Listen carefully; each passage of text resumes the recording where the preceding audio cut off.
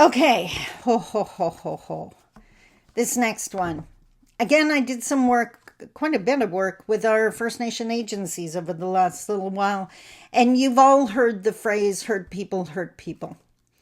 And that is true, absolutely true. Whether it is in the lashing out or in the not being able to participate because of their own, wounds, their own lack of healing, whatever the case may be. But what I came to realize is in Anishinaabe territory, in indigenous territories, hurt people are trying to help people. Right? That's the people working in the band offices and in our programs. These are not people that were afforded the luxury of doing all this amazing healing and they've now come so far. Many of them are educated. That is different than having healed. So what happens, and I see it time and time again, is these people have so much empathy and compassion and time and just put so much effort into supporting their clients. It is beautiful. They give to other people what they often never received for themselves. It is unreal to see. These people give so much and have nothing left for their coworkers. Because they put so much out and they haven't done their healing and they don't have their self-care practices. Self-care is not just blow your money on a fancy spa date. That doesn't fill your cup often enough, or I'm not even sure it really does. Time in the bush, sitting with an elder, getting that stuff out, crying. That's refilling your cup. So what happens is that's the lateral violence in our agencies. These people are lashing out against each other. And then, because we're just going to add a whole other layer to this dynamic, in so many cases, because we still have allies who want to help the poor indigenous because it's easier than doing the work on their side of the feather. Yes, I'm calling those people out. The problematic people we're trying to survive are on your side of the feather. Maybe do that work. Just saying. Or at least half the time, balance the feather. But anyways, they come into our communities, they come into our agencies, and they start working. Now, these are non-Indigenous people that have not endured. I'm not saying they haven't endured trauma. They haven't endured generational trauma. They haven't endured trauma inflicted on entire communities and nations. So they come in and often, very quickly, they fall into judgment. Well, why are they behaving that way? Why the gossiping? Why the bullying? This is an unhealthy environment. Duh. So I always use Thanksgiving, just passed, so we can use this analogy.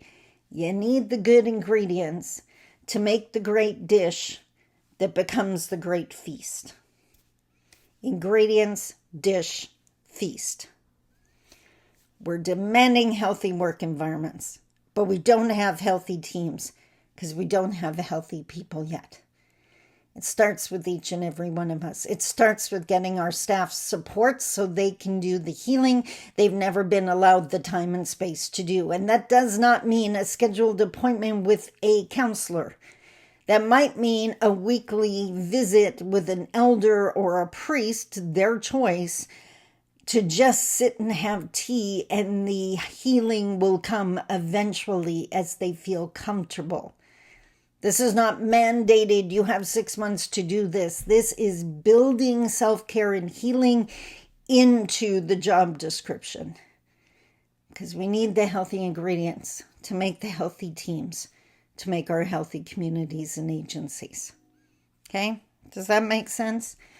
I can remember way back when Josephine Mondamin, who was one of my elders and a dear, dear friend, she used to say that what happens to Mother Earth happens to Kwe, to Indigenous women.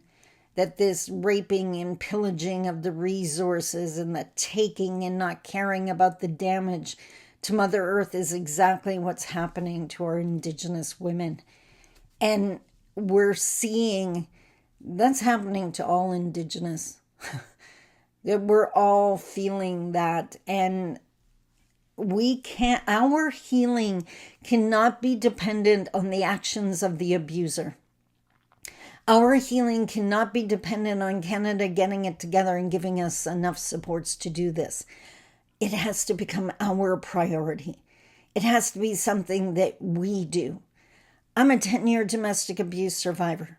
There was a time I couldn't have attended a conference, let alone been the keynote speaker. I couldn't have sat at a table at lunchtime and had a conversation because I was convinced I was too stupid to do that.